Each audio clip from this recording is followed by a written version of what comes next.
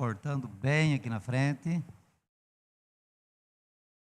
Eu quero convidar os irmãos para abrirmos em Mateus no capítulo 17. Evangelho de Mateus, no capítulo 17.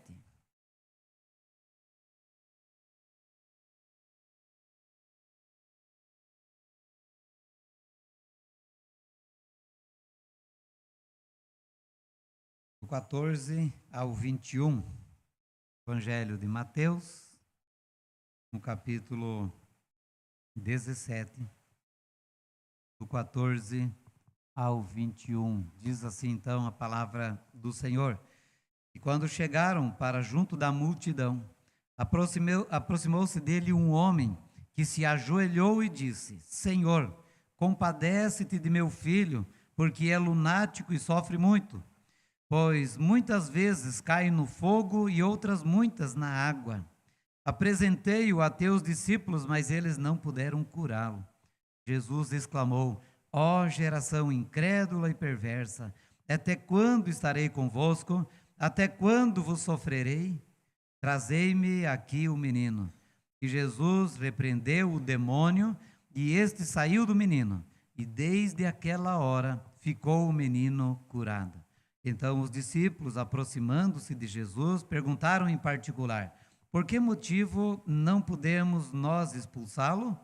E ele lhes respondeu: por causa da pequenez da vossa fé. Pois em verdade vos digo que se tiverdes fé como um grão de mostarda, direis a este monte: passa daqui para acolá, e ele passará. Nada vos será impossível. Mas esta casta não se expele senão por meio de oração e jejum. Tudo é possível ao que crê. Você crê nisso? Tudo é possível ao que crê. Lá no final do versículo 20, ele diz: nada vos será impossível. E o evangelista Marcos, ele vai trabalhar mais em detalhes esta questão, e ele então vai deixar esta frase, do jeito que está aqui como título da nossa reflexão: tudo é possível ao que crê. Meus irmãos, sem fé é impossível nós agradarmos a Deus. É necessário que aquele que se aproxima de Deus creia que Ele existe e que se torna galardoador dos que o buscam. A nossa justificação é por meio da fé. O justo, o que foi justificado, viverá pela fé. Fé, segundo o escritor aos Hebreus, é a certeza de coisas que se esperam, a convicção de fatos que se não veem. Nesse texto, os discípulos não puderam expulsar um demônio na vida de uma criança. Qual era o motivo? Falta de fé. Olha a importância da fé nas nossas vidas. Em outro episódio, os discípulos de Jesus clamaram a ele: aumenta-nos a fé. Precisamos de mais fé.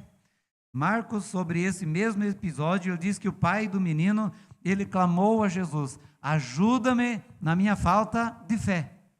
Depois de ter dito para Jesus: eu creio. Aí ele acrescenta dizendo: ajuda-me na minha falta de fé. Ainda nesse texto de Marcos, Jesus ele responde aos discípulos sobre o porquê eles não puderam expulsar aquele demônio. E Jesus diz então para eles que esta casta não se expele, senão por meio de jejum e oração. Então, a fé, ela vem por meio da palavra de Deus. Ela é despertada por meio da palavra de Deus. E ela é despertada também pela oração e pelo jejum, ou seja, pela prática, pelo exercício espiritual. A fé não vem do nada. Ela vem do exercício que nós fazemos, da leitura, da meditação na palavra de Deus, entendendo a palavra de Deus e da oração. Quanto mais oração, maior a nossa fé pode se tornar. Quanto maior a nossa consagração, porque jejum é um meio de você se consagrar a Deus. E então aumentará também a nossa fé.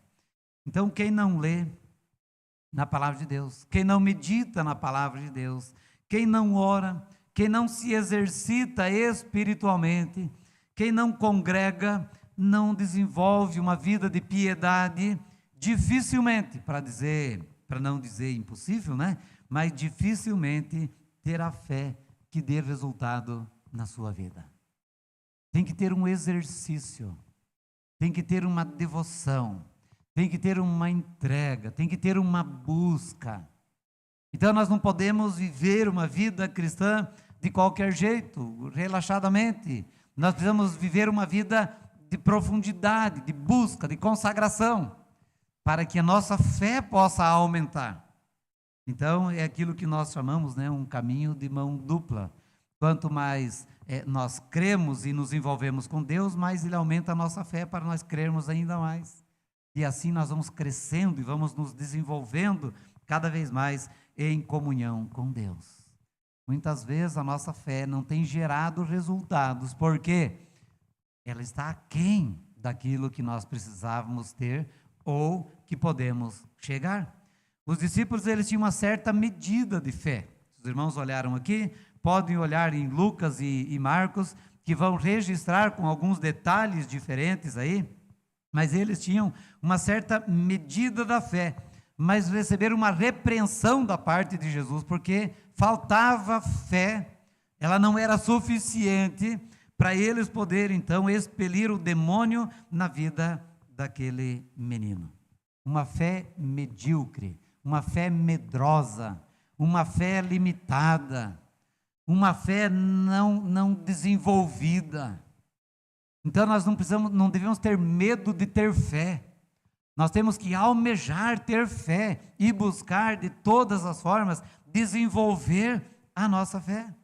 Jesus reprovou eles, chamando eles de geração incrédula. Será que não estamos também vivendo uma geração, no meio de uma geração incrédula? Não estamos dizendo que todos são, alguns tinham fé também, mais tal, mas assim, de um modo geral, esse texto e Marcos deixa muito claro que tudo é possível àquele que crê, mas tem que crer, tem que ter fé.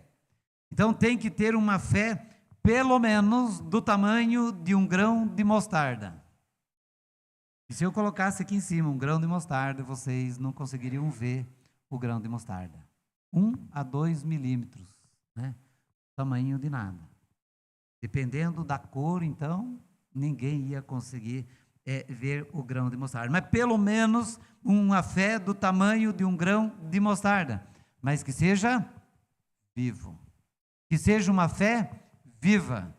Porque uma fé viva vai produzir, vai multiplicar, vai aumentar. Então não importa o quão pequena seja a nossa fé, nós temos que ter fé. E nós temos que, a partir dela, exercitar a nossa fé, por meio da palavra, por meio da oração e por meio do jejum. Ou seja, o exercício que nós temos que fazer, ter uma vida, né, dedicada a Deus, consagrada ao Senhor, buscando cada vez mais crescer na graça, né, de Cristo Jesus. Enquanto os 3 discípulos, Pedro, Tiago e João, estavam com Jesus no monte da transfiguração, os outros 9 estavam lá embaixo, no vale, enfrentando grandes dificuldades. Porque ali um homem trouxe um filho, ele chama de lunático, epilético, né? Mas aqui, na verdade, a gente viu que ele era, de fato, endemoniado. Tá? O problema dele era grave. E os discípulos estavam ali numa situação difícil, embaraçosa. Os 2 grupos, na verdade, estavam em uma situação de desvantagem. E eles sentiram-se fracassados. Primeira experiência dos 3 lá no monte, querendo construir tendas para ficar lá no monte. E Jesus, então, chamou eles, deixa essa tenda para outra ocasião, né, para um dia de férias de vocês aí, mas agora nós precisamos descer lá no vale, tem pessoas endemoniadas, precisando da igreja, precisando de vocês. Eu imagino que eles ficaram vermelhos, como eu fico de vez em quando, né, envergonhados pela atitude deles. E lá no vale, lá embaixo, estavam os outros 9 discípulos de Jesus, passando pelo mesmo constrangimento. Eles, ao invés de estarem ali, né, exercitando-se espiritualmente, ou pelo menos orando, porque os que estavam lá não estavam orando, Jesus estava, e eles queriam construir tenda. E eles ali embaixo, ao invés de estar também orando, eles estavam discutindo com os escribas, ao invés de eles orar, para buscar força e poder de Deus para libertar a vida daquele menino. Em geral, a igreja, meus irmãos, muitas vezes ela perde muito tempo e dinheiro, investindo muito dinheiro, discutindo, administrando, construindo, se envolvendo com tantas coisas que não vão levar a nada, que não vão dar resultado nenhum, que não vão trazer transformação para o mundo. Que a igreja precisa de fé. O mundo precisa de uma igreja que tenha fé, de uma igreja que de fato possa levar um evangelho de transformação para este mundo que está perdido, que está escravizado, que está dominado pelo pecado. As pessoas que andam por aí, né, exibindo, né, como um troféu, muitas vezes a sua bebida, as coisas erradas que estão fazendo, na verdade é mais um clamor pedindo, olha, socorro, misericórdia, me ajude, porque ela está escravizada por essas coisas, ela não consegue dizer não aos seus vícios, ela está precisando de Cristo, e Jesus muitas vezes vê a sua igreja apática, indiferente, não tendo fé, não acreditando que essas pessoas possam ser transformadas, libertas, curadas. Os irmãos, a grande diferença aconteceu quando Jesus desceu do monte da transfiguração, veio para o meio do povo, libertando pessoas escravizadas pelo diabo, pessoas endemoniadas. Não foi só esse, mas ele continuou fazendo outros milagres. Irmãos, a grande diferença para nós é saber que Jesus desceu lá dos altos céus para vir ao nosso encontro, para nos libertar e para que através de nós outros possam ser libertos dos seus pecados também. Ele veio para nos trazer vida e vida abundante. Não é vida meia boca, não é de qualquer jeito. Ele veio para trazer vida plena a cada um de nós e nós temos que crer nisso. E além de crer nisso, nós temos que crer que também esta vida, ela pode ser estendida para outras pessoas.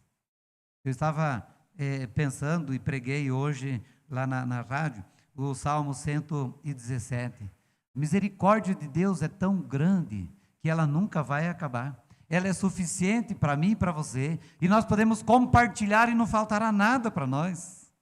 Então nós precisamos compartilhar desse amor de Deus, se nós já fomos alcançados. Se ainda não, entregue a vida a Ele, creia nele, confie nele, mas se já foi, compartilhe desse amor, dessa graça maravilhosa. Ele desceu, não de um monte, Ele desceu dos altos céus para nos libertar. Todos nós estávamos escravizados pelo pecado, mortos em nossos delitos e pecados, sem força nenhuma, sem reação nenhuma, ninguém podia nos ajudar, somente Jesus. Vamos aqui esse caso, que os discípulos não puderam. E claro que a questão era da falta de fé, mas também podemos olhar, só Jesus é que pode de fato libertar. E Ele foi para uma cruz, para vencer o inimigo, para derrotar o inimigo, para que nós então possamos ter vida eterna e vida abundante. Esse texto, meus irmãos, ele pode nos levar a várias reflexões, a tirar várias lições, e eu quero aqui apenas pontuar algumas delas, bem rapidamente com os irmãos, porque na verdade seriam muitas as lições que nós poderíamos tirar daqui. Os versículos 14 e 15, eles mostram então que quando chegaram para junto da multidão, quem chegou? Jesus e os 3 discípulos. Aproximou-se de Jesus um homem que se ajoelhou e disse: Senhor, compadece-te de meu filho, porque é lunático e sofre muito, pois muitas vezes cai no fogo e outras muitas na água. E depois, ele vai dizer então que esse rapaz aí no versículo 18, ele era, de fato, estava endemoniado, esse menino, essa criança aí, e Marcos vai descrever outras situações que de fato era terrível a situação em que esse homem, esse pai, essa família, né, e essa criança estavam enfrentando. Meus irmãos, as pessoas no mundo, elas sofrem debaixo da opressão e do domínio de Satanás. Satanás está agindo no nosso meio, no nosso mundo, ao nosso redor, no meio, muitas vezes, das nossas famílias. O diabo está agindo, o diabo está trabalhando. E há quantos pais, quantas vidas, quantas famílias, quantas pessoas sofrendo debaixo desta opressão, desse domínio de Satanás, que escraviza as pessoas, que domina as pessoas. O diabo não tem dó de ninguém. O diabo veio somente para roubar, matar e destruir, está destruindo casamentos, está destruindo famílias, relacionamento de pai com filhos, destruindo a vida de muitas pessoas, né, pelos vícios e por tantas outras coisas acontecendo. Então, meus irmãos, nós sabemos que o inimigo não poupa a vida de ninguém, nem mesmo das criancinhas. Diz que essa palavra traduzida aqui para o meu filho, essa palavra aqui é traduzida para uma criança, que se aplica até mesmo quando ela está sendo gerada. O inimigo muitas vezes está ali na porta esperando nascer a criança, para ele poder também agir. Então, meus irmãos, é sério.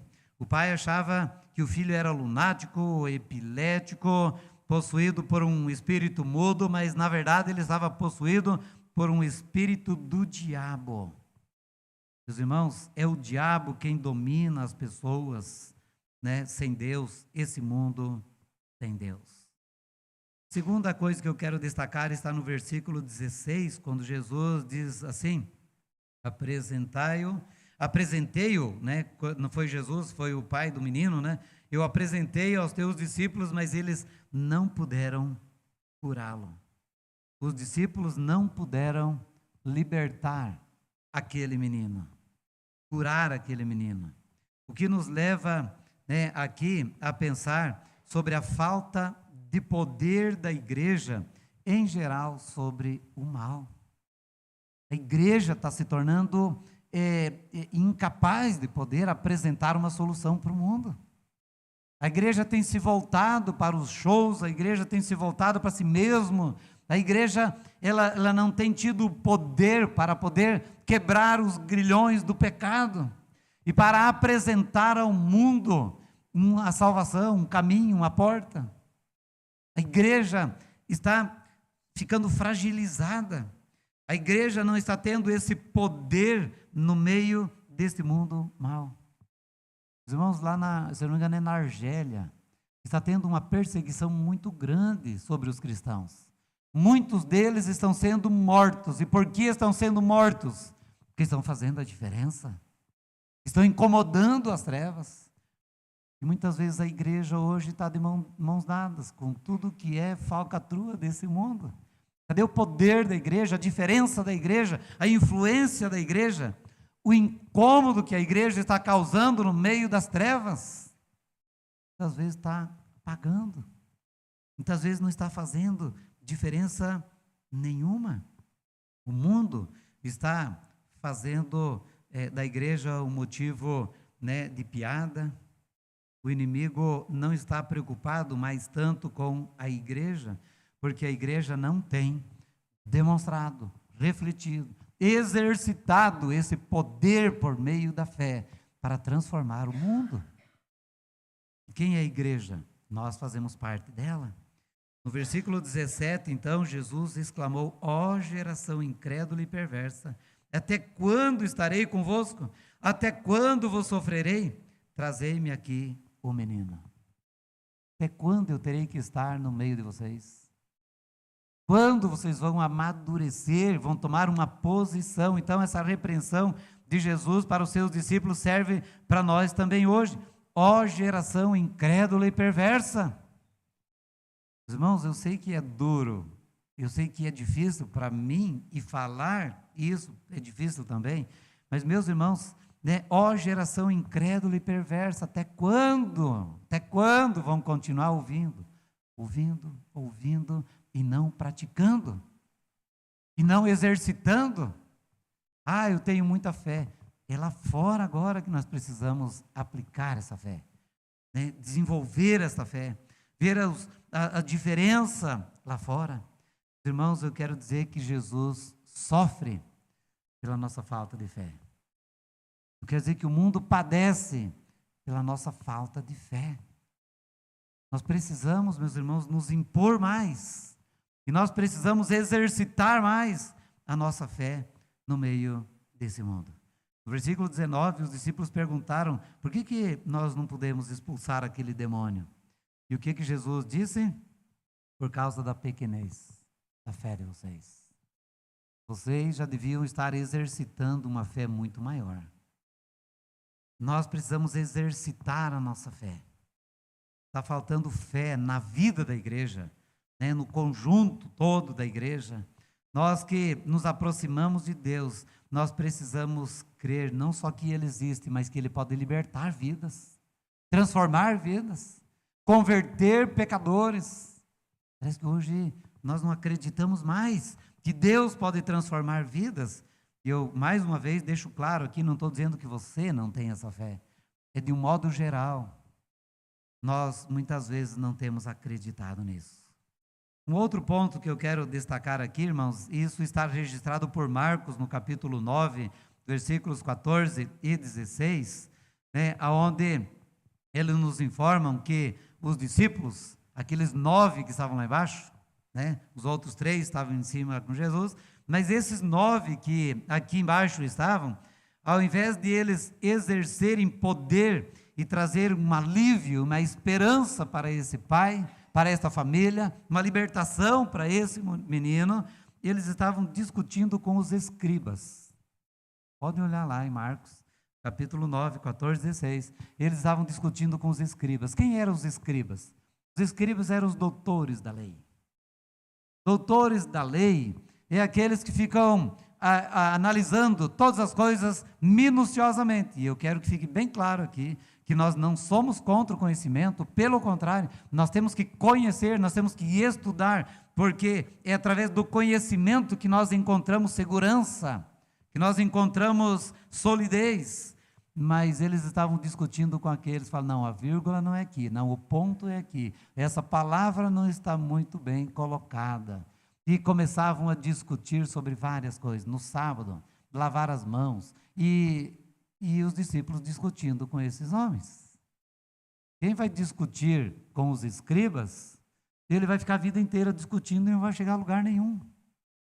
Ele não vai conseguir colocar em prática nenhum princípio da palavra de Deus. Tanto é que Jesus estava sempre acusando aqueles homens, chamando-os de hipócritas, os grandes teólogos da época, os grandes conhecedores da época. Por quê? Porque eles tinham grande conhecimento, exigiam muito dos outros, mas não eram capazes de eles mesmos dobrar um dedo para poder ajudar alguém ou colocar em prática aquilo que eles sabiam. E ali estavam 9 dos discípulos de Jesus discutindo com aqueles caras. E eles estariam até hoje discutindo se Jesus não tivesse descido o monte. Estariam discutindo sem trazer nenhuma transformação, sem causar nenhuma contribuição para o mundo.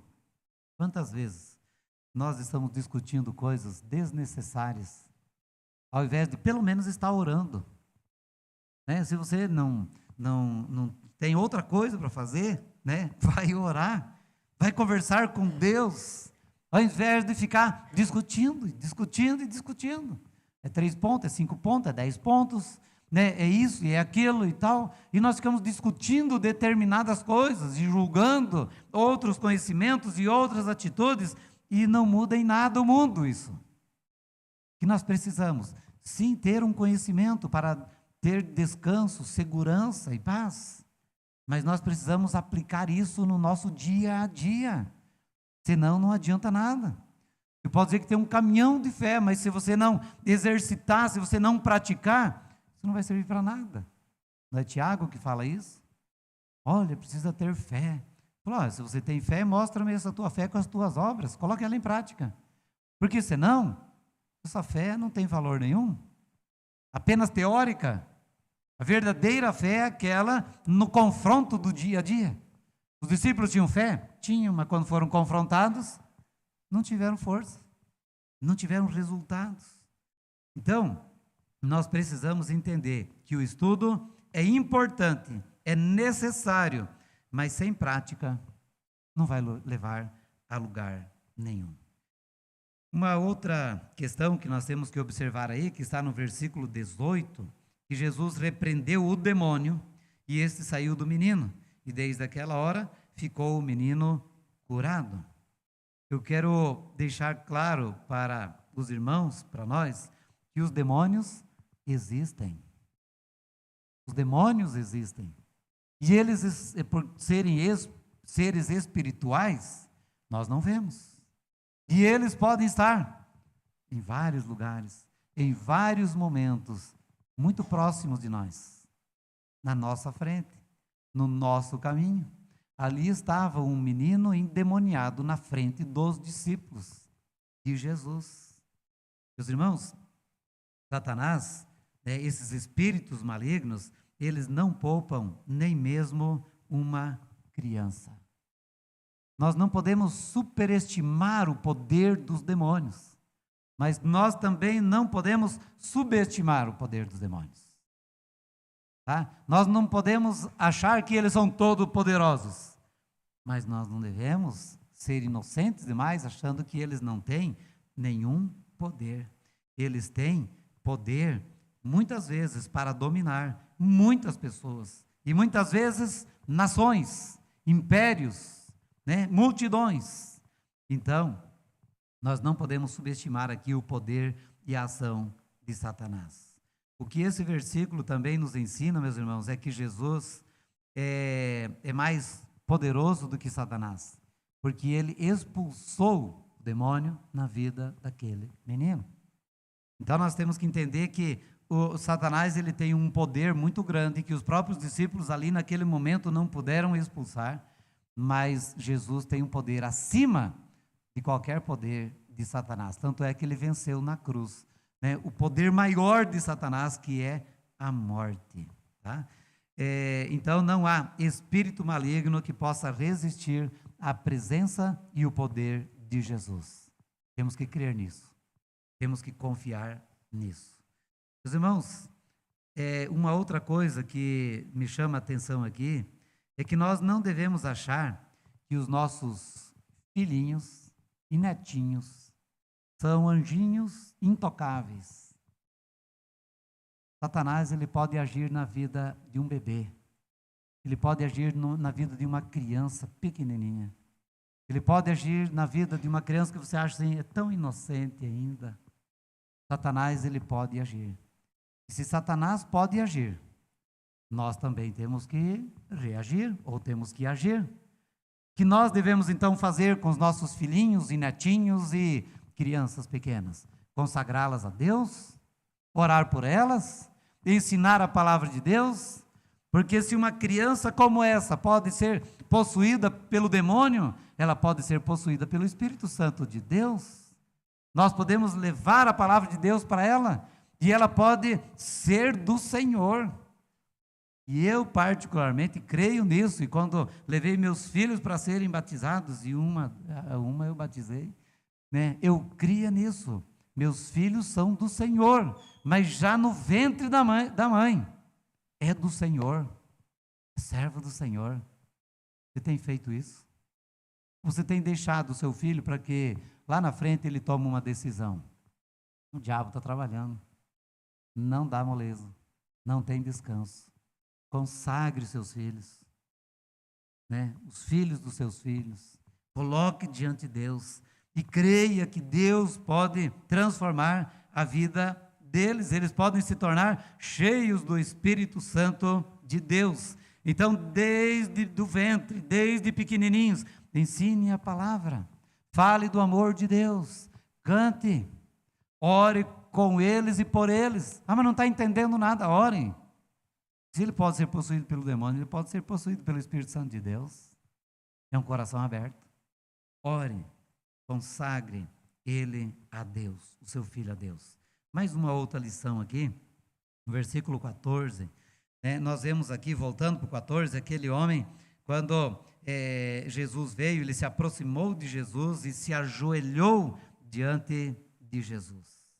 E diz Lucas 9:38 que essa criança era filho único desse pai. Filho único desse pai. Nós sabemos, meus irmãos, que todo filho que sofre ou qualquer perda, ela é dolorosa, mas quando é um filho único, os pais parecem que estão apostando todas as fichas nele, né? Meu filho único. Eu imagino que a dor é ainda maior. O sofrimento é ainda maior.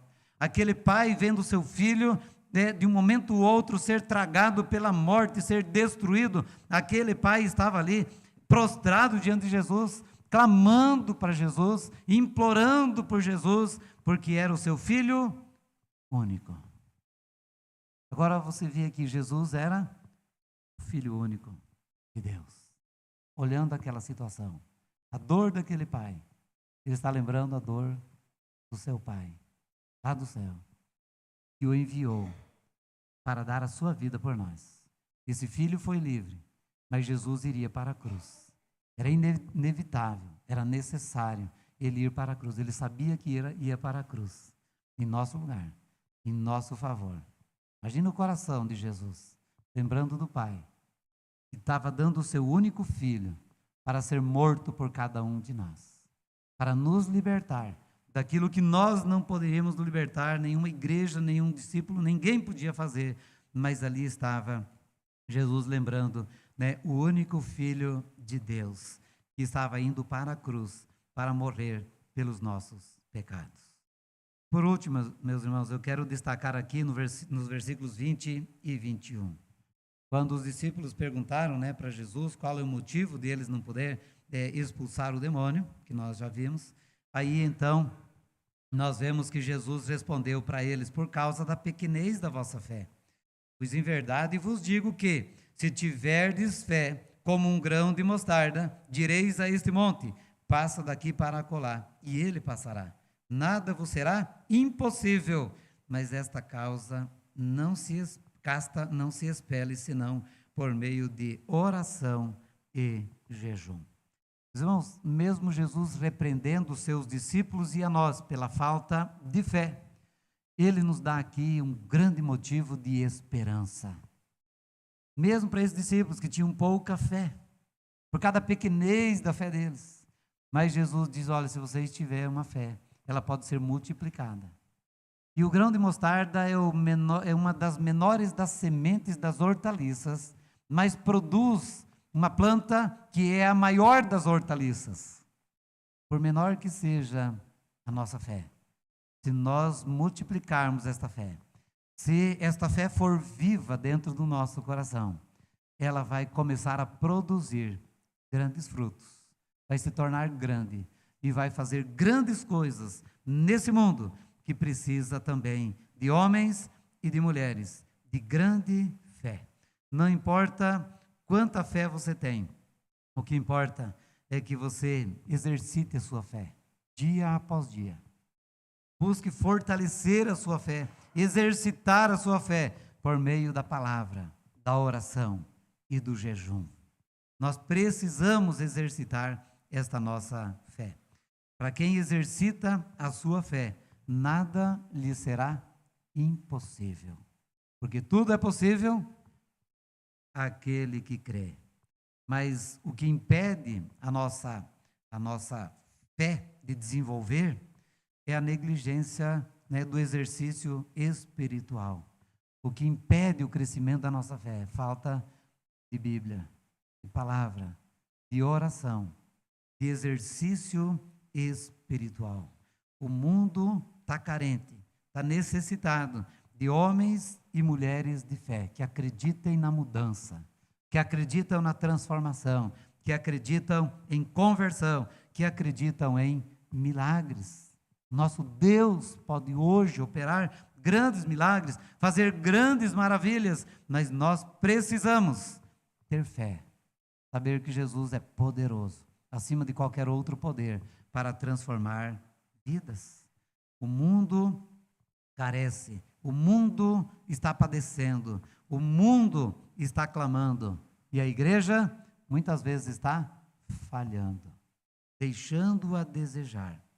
No lugar de ficarmos discutindo sobre fé ou sobre qualquer outra coisa, vamos exercitar ela, vamos praticar. Então, no lugar de discussão, oração. Vamos orar mais, vamos nos dedicar mais, porque na hora certa, Deus também colocará em nossa boca a palavra certa, trará à memória a palavra certa, para nós compartilharmos com aqueles que estão perecendo nesse mundo, precisando nesse mundo de uma palavra de esperança. Se a fé é pequena, clame como esse homem: Senhor, eu creio, mas ajuda-me na minha falta de fé, eu preciso ter mais fé. Eu e você precisamos de mais fé. Eu sei que você é um homem e uma mulher de fé, mas pode ter mais fé, pode acreditar ainda mais, confiar ainda mais no Senhor. Então exercite, cultive a sua fé, mesmo que seja um grãozinho de mostarda, de 1 a 2 milímetros. Eu estava medindo, é a pontinha, aquela esferazinha da caneta Bic. Tá bom? Não sei as outras, eu não medi, mas eu tinha a caneta Bic na mão, eu medi ela. Né? Ali ela dá em torno de 1,5 milímetro, aquela esfera. Uma fé pequena, mas se você exercitar, ela vai fazer grande diferença na sua vida. Multiplique, para que ela possa então dar frutos na sua vida e nesse mundo também. Tudo é possível àquele que crê. Então, até mesmo é possível aumentar a nossa fé. O mundo lá fora espera por você. A sua família lá fora espera por você. Seus colegas lá fora esperam por você. Eles anseiam por alguém que possa resolver o problema, mas muitas vezes eles falam assim: eu tenho clamado, mas eles não conseguem. Irmão, o Senhor Jesus está nos repreendendo nesta noite. Está aqui nos dando um puxão de orelha nesta noite, mas ao mesmo tempo Ele está dizendo: tudo é possível àquele que crê. Se você fortalecer a sua fé, se você depositar a sua fé, se você acreditar que Ele pode fazer grandes coisas, Ele vai fazer. Ele é poderoso para fazer. Ele vai realizar. Ele vai transformar. Nós precisamos ter mais coragem, mais determinação. Uma vez eu li um livro, nesse livro ele diz que a esperança do mundo é a igreja, mas não uma igreja apática, uma igreja que crê no poder de Deus, uma igreja que vive debaixo do poder de Deus, uma igreja que influencia o mundo em que ela está. Creia na conversão, creia na cura, creia na libertação. O Senhor Jesus desceu lá dos altos céus, está presente nesta noite no nosso meio, para poder trazer libertação, para trazer cura, para trazer salvação, para trazer, aumentar a nossa fé, a nossa força e a nossa esperança. Aproveite esse momento para colocar isso diante do altar do Senhor. Vamos ficar em pé. Se você quiser deixar o seu lugar e vir à frente, num ato de fé, dizer: Senhor, eu quero colocar essa minha fé tão pequena diante do teu altar, para que o Senhor venha multiplicar. Venha para frente, nós estaremos orando pela sua vida, por cura, por libertação, por tudo aquilo que nós necessitamos nesta hora. Ó Senhor, de ti preciso, mais e mais preciso, meu defensor, justo e fiel, de ti eu preciso.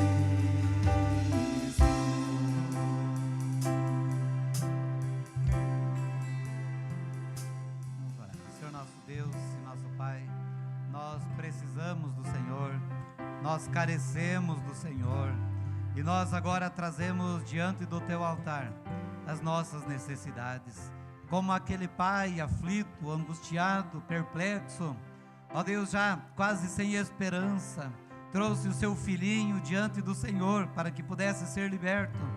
Assim nós trazemos agora as nossas dores, as aflições, as dificuldades, as necessidades, para que o Senhor venha, ó Deus, nos libertar, nos curar, transformar as nossas vidas, transformar as nossas famílias, trazer conversão a um ente querido, trazer nova esperança ao nosso coração, aumentar a nossa fé e fazer com que possamos sair daqui dispostos a testemunhar do Teu amor, da Tua graça e da Tua misericórdia. Pai, em nome de Jesus, nós precisamos de Ti, nós carecemos do Senhor, e nós sabemos que sem o Senhor nós não somos nada, porque só o Senhor é poderoso para transformar, para curar, para libertar a vida de cada um de nós. Olha, Senhor Deus, para cada vida que aqui está, diante do Teu altar, como aquele homem que se ajoelhou, que se prostrou, que se curvou diante do Senhor, nós também nos humilhamos na Tua presença e apresentamos a nossa necessidade e clamamos para que o Senhor venha, ó Deus, intervir na nossa vida, trazendo, Senhor Deus, solução para as nossas necessidades. Que o Senhor venha abençoar casamentos, que o Senhor venha abençoar os filhos, que o Senhor venha abençoar as famílias, que o Senhor venha abençoar, ó Deus, o trabalho, que o Senhor venha abençoar o testemunho de cada um, seja qual for a sua necessidade. Visita agora, ó Pai, com bênçãos dos altos céus, trazendo curas, libertações e transformações. Nós assim oramos, pedindo a Tua graça e pedindo a Tua bênção, te deixamos agora, ó Pai, diante do Teu altar, todas as nossas necessidades, pois assim o fazemos, no nome santo e precioso do Senhor Jesus. Amém. Que a graça e a paz do nosso Senhor e Salvador Jesus Cristo, que o amor de Deus, o nosso eterno Pai, que a comunhão e as consolações do Espírito Santo de Deus repousa e permaneça sobre cada um de nós, desde agora e para todo sempre. Amém. Deus abençoe a vida de cada um dos irmãos. Podem estar se assentando, deixando diante do altar do Senhor. E vamos fazer um exercício esta semana. Você ganhou aqui um livreto, né, um devocional para 30 dias, e você vai usar ele e você vai compartilhar com outra pessoa. Entregue para outra pessoa. Se você quer ficar com um para você, ali fora tem mais. Você então pode passar ali, pegar mais um ou mais dois ou quantos quiser, mas você vai levar, entregar para alguém esta semana. Talvez essa pessoa está precisando da palavra de Deus. Isso aqui pode levar essa pessoa a ter um encontro com Cristo e ter uma vida transformada. Peça para Deus que Ele te dê a direção para saber para qual pessoa eu vou entregar este devocional esta semana.